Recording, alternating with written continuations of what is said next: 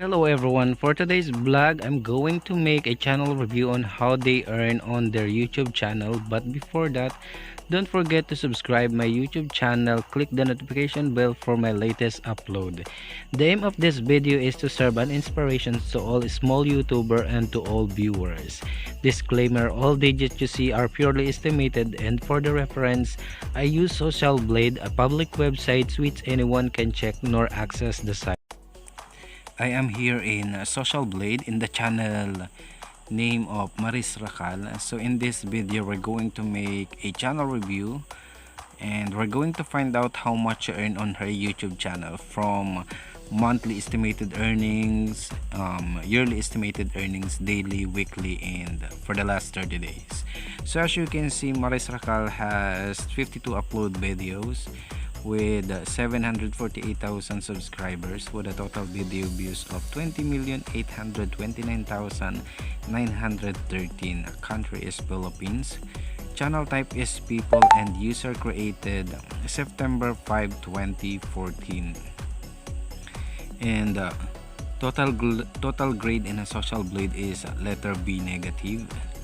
Social Blade rank is 514,197. Subscriber rank of 34,216. Video views rank of 246,493. Country rank is 290. People's rank is 4,205. So ititingnan din natin kung magkano yung or ilan subscriber yung every month niya. As you can see, she gained 17,000 subscriber for the last 30 days. So mababa siya ng 15% compared to the last month.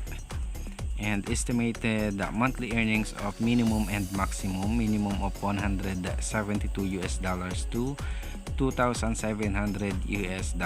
And video views for the last 30 days is 686,000 something. So mababa siya ng 17.4% compared to the last month.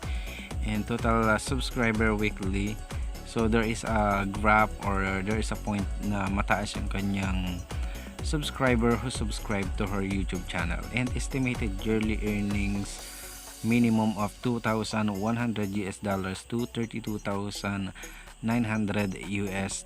So kukumputin natin yung kung magkano yung value niyan sa peso. So I have here a calculator, guys. So $172 times 48. So 48 because that is the exchange rate here in Philippines, and 172,000 times 48 is equals to 8,256 pesos. So that is only a minimum estimated earnings. So meron siyang minimum, ay yung maximum niya is $2,700 times 48. So she got $129,600 na maximum estimated earnings monthly.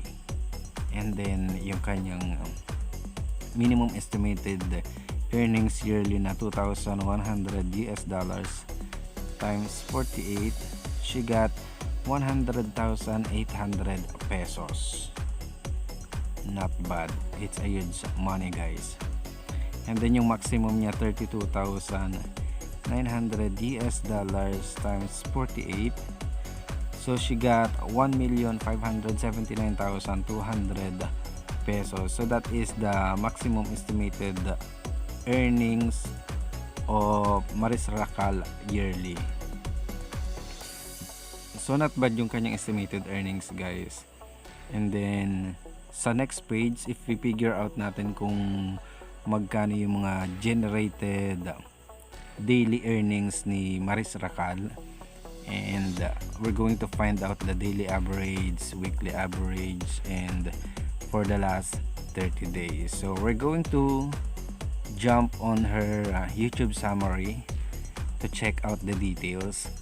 So as you can see, the estimated earnings, video views, subscribers, and the date of generating earnings sa YouTube channel ni Racal. So the estimated earnings is not bad.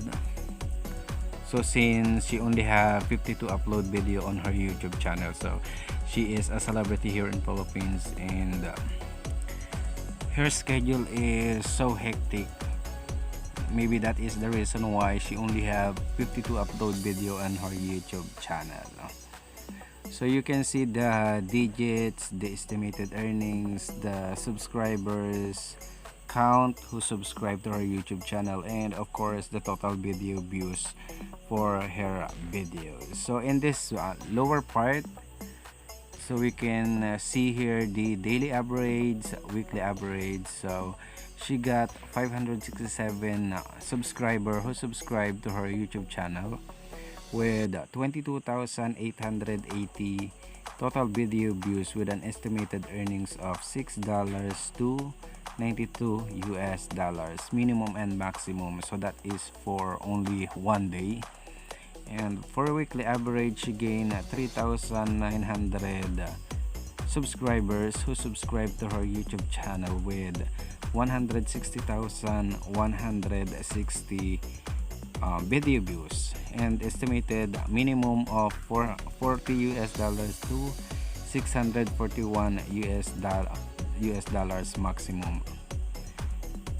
So that is for 1 week. And for the last 30 days of 17,000 subscribers who subscribed to her YouTube channel, with 686,395 total video views, and then minimum and maximum estimated earnings of $172 to $2,700. And we already computed that, and we find out the value that into pesos. So big shout out to Racal, and I hope you have chance to watch this estimated earnings. And for those who are not yet subscribed to Racal, please subscribe to her YouTube channel. She is so amazing and nice actress here in Philippines. She's a good actress.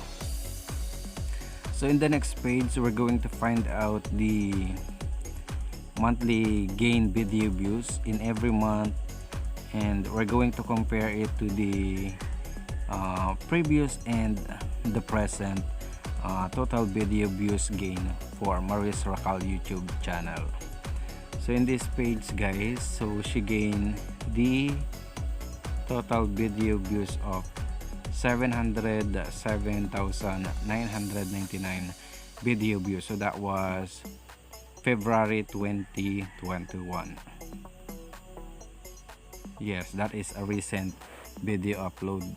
That is the recent video views she gained, and there is a high point on there. So she gained 2.6 million. So that was year 2020, last year.